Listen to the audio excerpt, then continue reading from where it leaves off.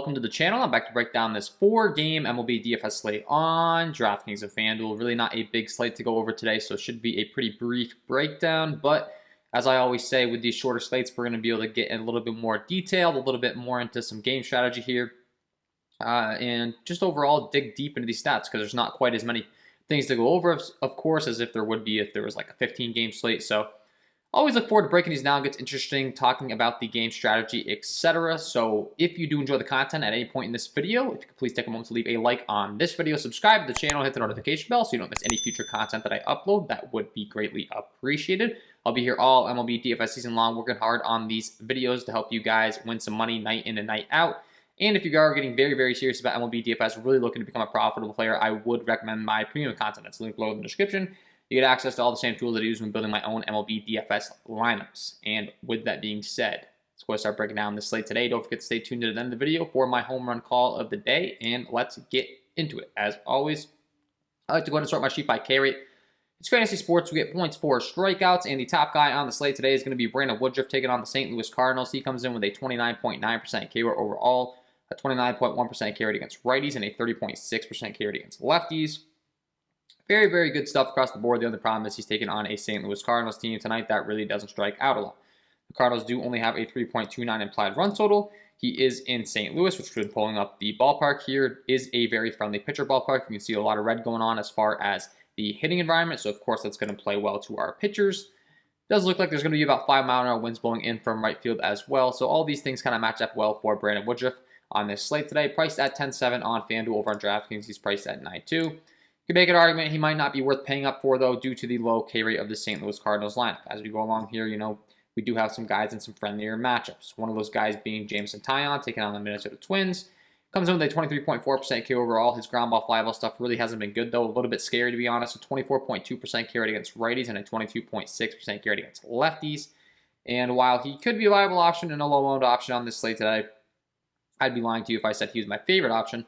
However, the Twins only have a 3.98 implied run total. He is a 248 favorite. The Yankees expected to win this game pretty easily tonight. And, could be loaned. However, keep in mind, it's 84 degrees with 10-mile-an-hour winds blowing out to straightaway center. So that's a little bit scary. Definitely a spot that I'm going to have some more interest in bats than pitching, I would say, with that weather environment. But if you want to go to a low-owned Jameson Taillon, sure, I would much rather go to a guy that I'm sure is going to get a lot more ownership, and for good reason, in Luis Castillo. He comes in with a 23% K overall, a 12.8 swing strike rate. That tops the slate with really good ground ball, fly ball stuff, with a 23.6% K rate against righties and a 22.5% K rate against lefties.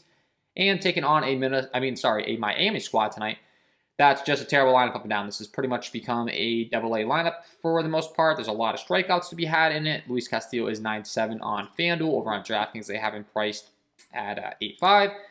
I would expect him to be the highest owned option on the slate tonight, and as I had mentioned, for a good reason. It makes a lot of sense. The guy has great numbers across the board, good ground ball, fly ball stuff. He has the ability to strike hitters out, get hitters to swing and miss, and he has by far the best matchup. So, goes without saying, he's probably my favorite option on the slate tonight. Taijuan Walker taking on the Los Angeles Dodgers. He's going to be a guy that should be very low owned, taking on a Dodgers team that we just really don't like to target. If you want to go to him, sure.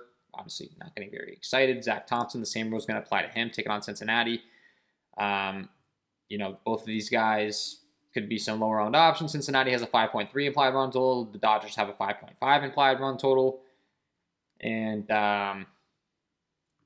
if you want to get different, those would be the guys that have a decent amount of K rate against some tougher opponents that could pay off for you. That'll make you different. I tend to think that on the slate, it just makes more sense to probably get different with your bats. I mean, Luis Castillo, a clear top option, taking on Miami. And then we have even John Lester taking on Milwaukee, strikes out a bunch. John Gant taking on the Yankees, they strike out a bunch. Not getting all too excited about them. I think the pitching's pretty clear here, the top options. I mean, Woodruff, Taillon, Castillo, and to be honest with you, I don't really see myself wanting to play anyone outside of Woodruff and Castillo on this slate, and most notably Castillo. It just seems like too obvious of a spot. I think John Lester could be the lone guy that you can make an argument for because Milwaukee does strike out a bunch, even though his K rate's really not the greatest. His numbers really aren't the greatest across the board this year. If there was ever a game where his K rate numbers would be inflated, I would tend to think this would be the one. And as mentioned, it's in St. Louis, which is a great pitching ballpark, so you can maybe get away some mistakes. So you want a low-owned option that's cheap, I would say Lester. He's 6K on FanDuel over on DraftKings. They have him priced at 5.7. I do think it's possible for him to go out there and have a pretty respectable game. He's had, last time out, he had 1 earned run to over 5.2 innings pitched against Kansas City. That was a solid performance. So 2 times 4, 5, and 6 earned runs. So that's more along the lines of what he's been like this season.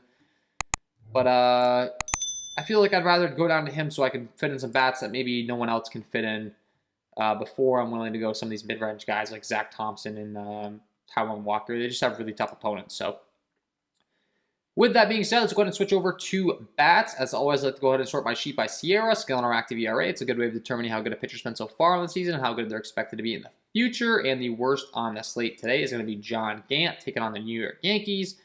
Not the greatest in the ground ball, fly ball stuff. He has a major walk issue with 15.2% walk rate. There should be plenty of traffic on the bases because of it.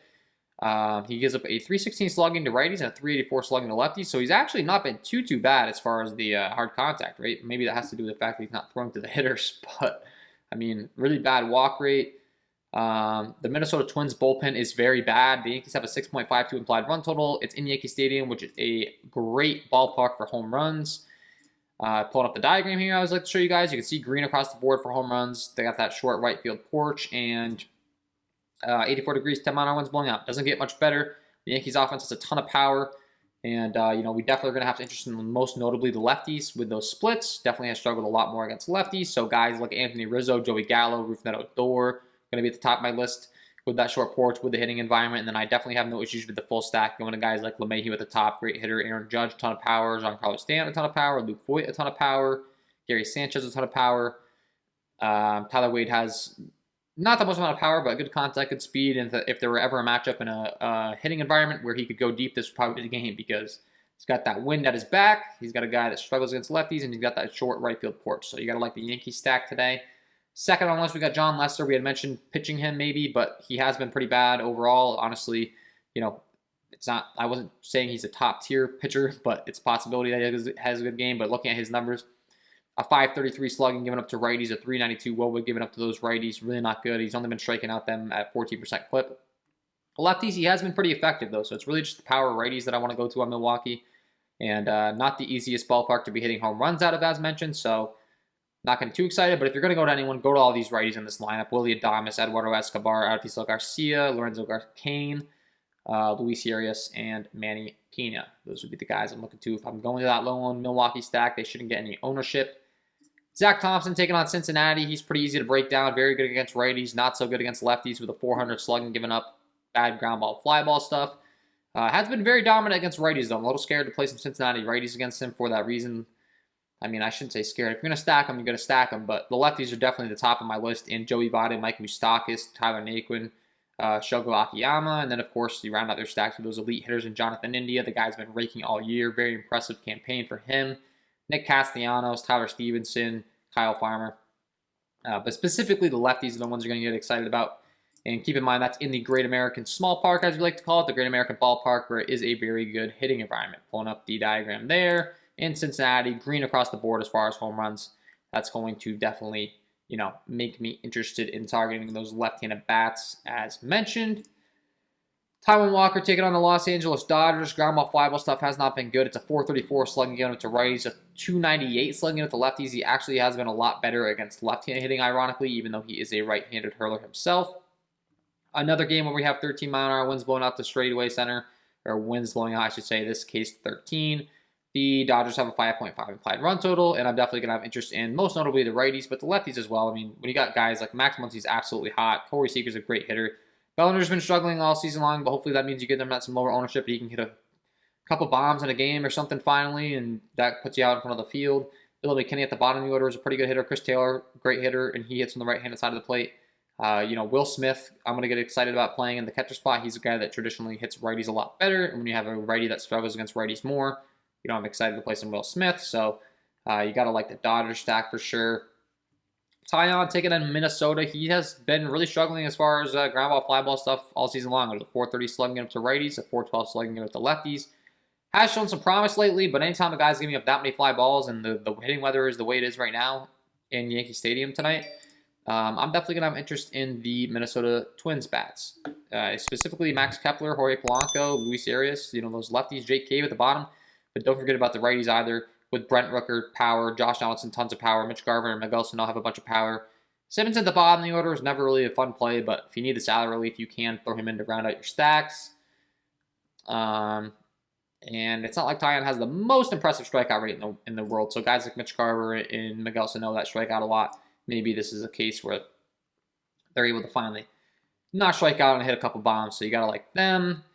If you really want to go against the field, it would be playing the Miami Bats against Luis Castillo. I'm sure this guy's going to have a ton of ownership. So if the Miami Bats somehow go off, you could be in a good spot. And they do get a big ballpark upgrade. That's always a thing. Moving from Miami, which is one of the worst hitting environments, to Cincinnati, which is one of the best hitting environments, could definitely help their case. And as far as strictly from a leverage aspect, you know, I gave you the full green flag to play a Miami stack because they're going to be very low owned and they're going to do two things for you at once if they go off. They're going to get you those points and then they're going to make everyone else has Luis Castillo go down in the standings. Of course, this isn't ideal. I mean, Jazz Chisholm in the 2 spot can definitely rake. Jesus Aguilar can rake. Jesus Sanchez has shown some promise. Lewis Brinson has shown some promise. So Brian De La Cruz at the bottom order, striking out a bunch, but he has some power. Rojas, same applies to him. So, I mean, strictly from a game theory aspect, I would say that makes a lot of sense to be doing. And then the same rule is going to apply to the Cardinals, taking on Woodruff. I'm going to have a lot less interest in them because Miami, at least you can make an argument they're in a good ballpark, hitting ballpark, they're getting an upgrade. The Cardinals, it's just like the Brewers' bullpen's good. Woodruff's good. The ballpark's really not a good hitting environment. All these reasons can make a case for you to play them, but same thing as the Miami Marlins. They're not going to be owned. You know, stack up both these teams. Maybe you'll be a rich man by the end of the night, but the odds aren't too good in your favor. Evan Phillips taking on the New York Mets as a long reliever. Brusdar Graterol really don't have a large sample size. Graterol's been a great pitcher against righties, not so good against lefties. Been very bad against lefties, actually. So only a 15 innings pitch sample size, but maybe some New York Mets lefties could tailor your interest tonight with guys like Brendan Nimmo, Jeff McNeil, Michael Conforto, Dominic Smith. Bunch of power. Round out your stacks with Pete Alonso, J.D. Davis.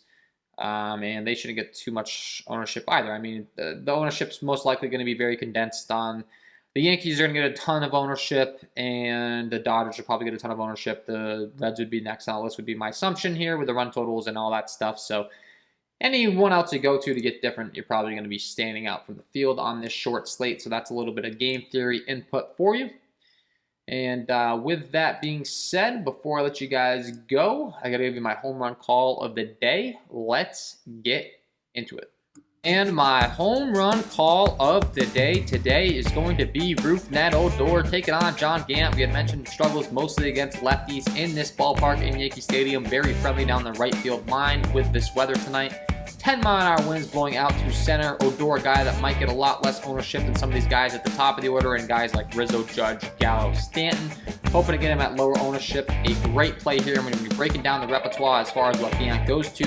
Very reliant on the sinker changeup combination. He goes to the sinker about 31% of the time, the changeup 23% of the time. Those are his 2-court pitches. And Rougned Odor crushes both those pitches off right-handed pitching against the sinker. He features a 417 ISO with a 438 WOBA. And then as far as the changeup is concerned, he absolutely matches as well. A 284 ISO with a 290 WOBA. Love this spot for Rougned Odor towards the bottom of the Yankees lineup. Hopefully you get him at some lower ownership. Get him in your lineup because he is my home run call of the day. So anyway, guys, Rougned Odor, get him in your lineups. And that is all from me in this one. If you did enjoy the content, if you could please take a moment to leave a like on this video, subscribe to the channel, hit the notification bell so you don't miss any future content that I upload. That would be greatly appreciated. Wish you guys all the best of luck tonight, and we will see you in the next one.